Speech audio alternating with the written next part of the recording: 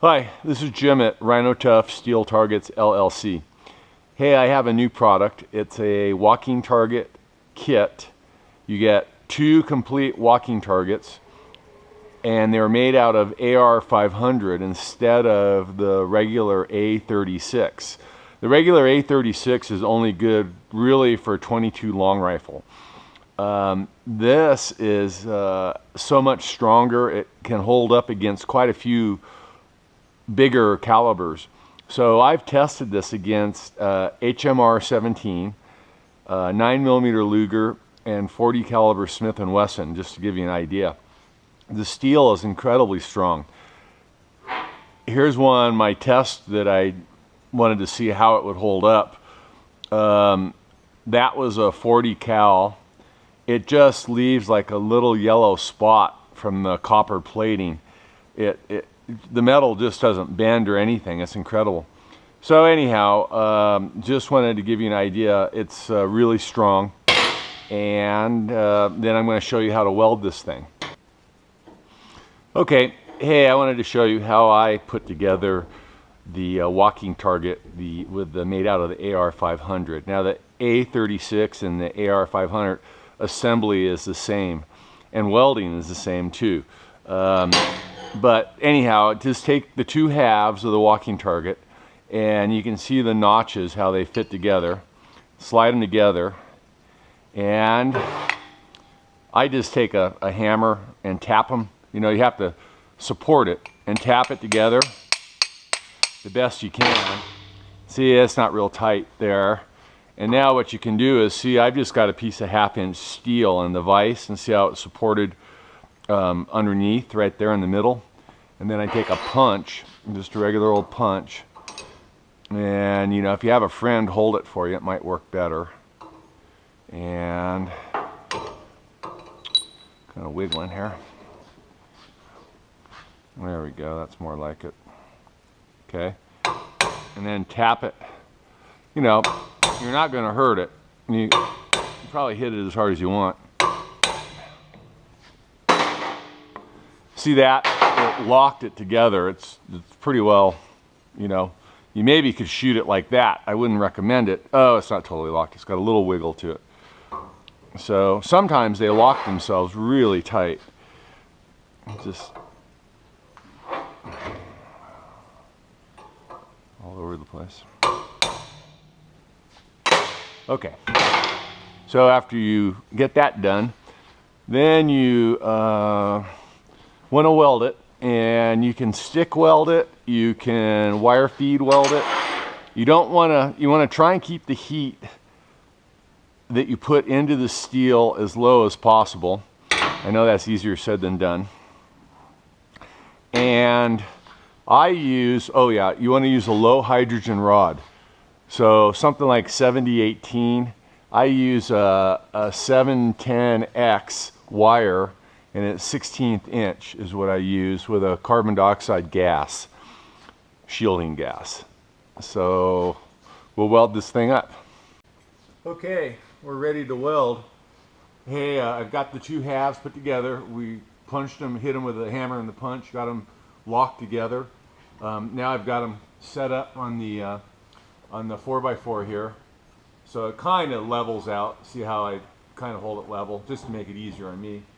Okay, and on my welder, every welder is different, but I've got this set at 26 volts on the, you know, on the voltage setting, and 235 amps, and 16-inch wire, and carbon dioxide for a shielding gas. Everybody's different, I'm sure, whatever kind of machine you have.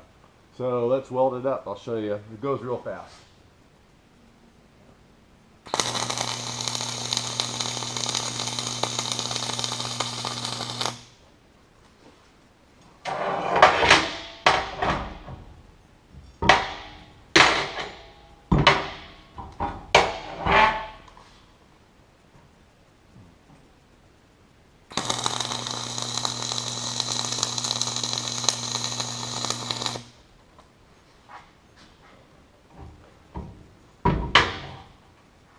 See how it's turning red? Give it a second to cool off. It's You know, on the thicker stuff, they say to preheat to 350 and keep your inner pass temperature down to, I don't know, keep it down. On 1/4 inch, it doesn't seem to matter to heat treat. I mean, to preheat, and it, I don't know, well, it's great. Okay.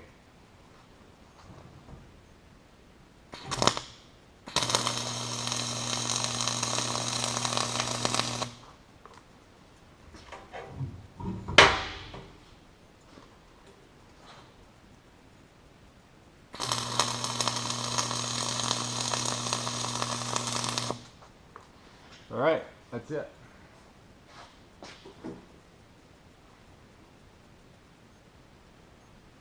Now when you get done welding it, don't quench it. Don't stick it in water.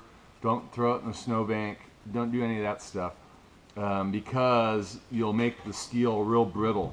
This steel is incredibly hard, and so just let it dry, I mean cool, air cool. Okay.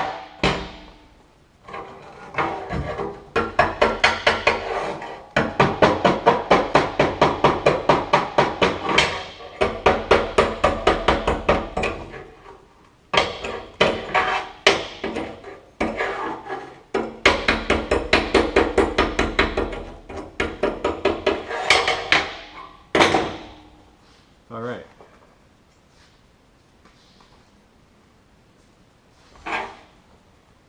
So to give you an idea of the finished product, there you go. And then, you know, of course, take a grinder to it and you can paint it, you can smooth it off. But this thing is never coming apart. All right. Oh yeah, and the first thing that we need to talk about, before I cover anything, let's just go over this real quickly. Safe gun handling. There's 3 rules that you really have to pay attention to, and one is never point the gun in an unsafe direction. 2 is don't put your finger on the trigger until you're ready to fire, and 3 is don't load the gun until you're ready to use the gun. Now there's a bunch of other rules, but if those 3 rules are followed, then we'll all have a good day. Now for the fun part, we get to shoot them. All right, hey, I just wanted to show you the 3 guns that I'm going to shoot today. One is just a Luger 2245. I've got a holographic sight on it. Great gun, really accurate. And just using Federal ammunition, just the auto match, nothing special. 22 long rifle. Then the next gun is a Beretta 92F. I've had this thing forever. Anyhow, 92F, 9mm Luger, and just shooting regular Remington, full metal jacket, 124 grain, 9mm Luger. The last firearm is a CZ rifle, and I'm using, it's a HMR 17, and I'm using the 17 grain VMAX Hornady bullet. So just to let you know how it operates, I mean how the target handles the different cartridges. Now I didn't bring out the 40 caliber. It's a Glock 27, and I don't know, I just soon not shoot it. It's not that much fun to shoot.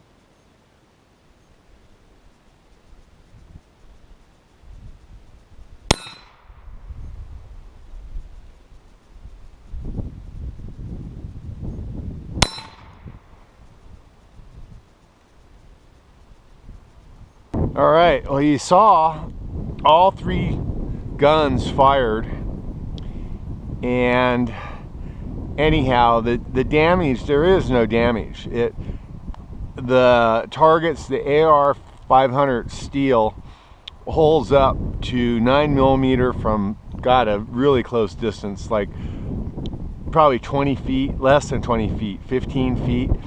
And the 22 long rifle doesn't even, you know, scratch it, of course.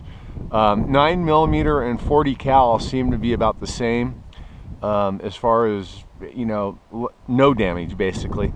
And then the 17, I fired that from about 50 feet, but I think I could have fired it from 20 feet or something. So anyhow, basically though, the target's just no damage at all.